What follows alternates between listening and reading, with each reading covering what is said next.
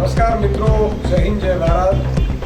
આજે વિસાવદરની ચૂંટણી છે ને આમ આદમી પાર્ટી મજબૂતાઈથી લડી રહી છે.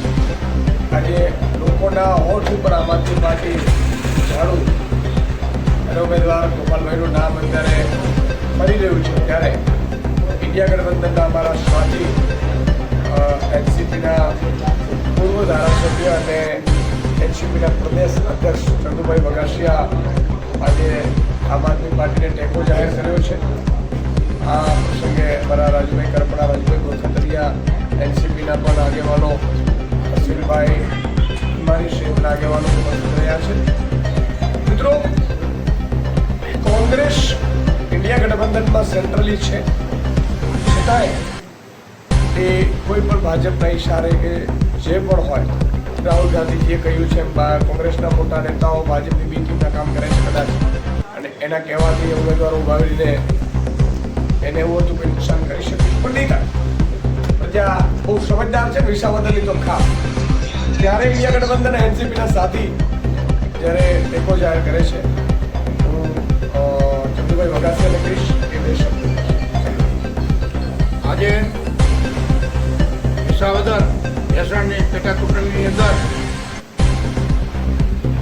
પ્રદેશ અધ્યક્ષ સુદર્શભાઈ ગઢવી ને અમારી ટીમ, મારી સાથે પધારેલા અશ્વિનભાઈ ભીમાણી, હરિચંદ્રભાઈ જોશી, રાજુભાઈ ગણોબરા, પછી અનેક મિત્રો અને અમારા ઇન્ડિયા ગઠબંધનના હિસાબે અમારા રાષ્ટ્રીય પ્રમુખ પવાર સાહેબ એની માર્ગદર્શન લઈને અમે અમારો તમામ તન મન ને ધનથી અમે આમ આદમી પાર્ટીને ગોપાલભાઈ ઇટાલીને વિજય બનાવવા અમારી તમામ પાર્ટી પૂરો સપોર્ટ આપશે.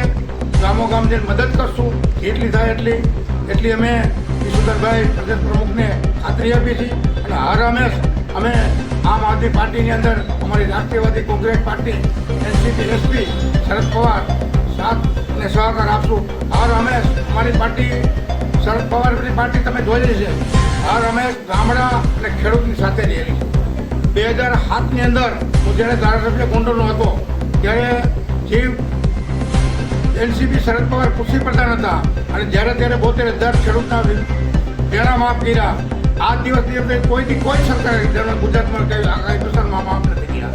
એવી જ રીતે જ્યારે કપાસના ભાવ તેથી નક્કી કર્યા 1,500 રૂપિયા, તો હજી 15 વર્ષ ત્યારે વીટા નથી. તો આપણે આમ આદમીની પાર્ટીને ગોપાલભાઈને છૂટાવી, જંગી બહુમતી છૂટાવી અને ગાંધીનગર મોકલી.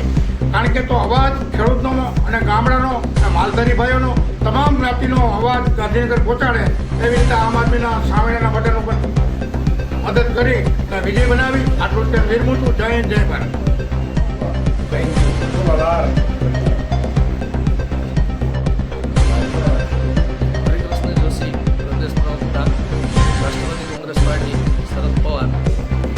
આજે અમે અહીંયા આમ આદમી પાર્ટીના ઉમેદવાર ગોપાલભાઈ ઇટાલિયાને અમારો ટેકો જાહેર કરવા માટે અહીંયા આવ્યા છીએ.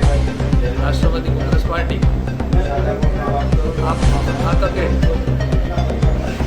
પ્રજા જો એવું નિવેદન કરે છે કે અમે હંમેશા આ ઇલેક્શન દરમિયાન અમે વિવિધ પ્રકારે આમ આદમી પાર્ટીને ટેકો આપશું.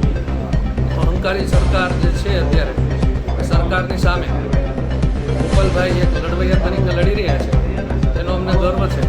અને અમારા માનનીય શરદ પવાર સાહેબ તેમજ ચંદુભાઈ વઘાસિયાના માર્ગદર્શન હેઠળ અમે આજ આ વિસ્તારમાં બધે સારું એવું કેનવાસિંગ કરી અને એમને ટેકો જાહેર કર્યો.